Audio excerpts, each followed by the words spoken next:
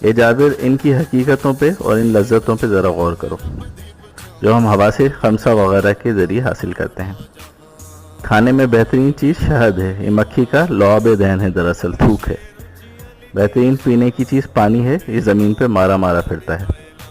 بہترین پہننے کی چیز ریشم ہے، یہ کیڑے کا لعاب ہے، یعنی کیڑے کا تھوک ہے، اور انسان اس کو فخر سے پہنتا ہے۔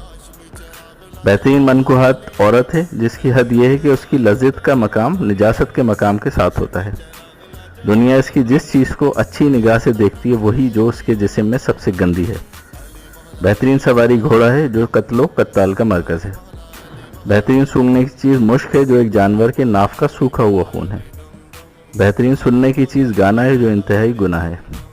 اے جابر، ایسی چیزوں کے لیے عقل مند یوں ٹھنڈی سانس لیتے ہیں کیا؟ حضرت جابر کہتے ہیں، اس ارشاد کے بعد سے میں نے کبھی دنیا کا خیال تک نہیں کیا۔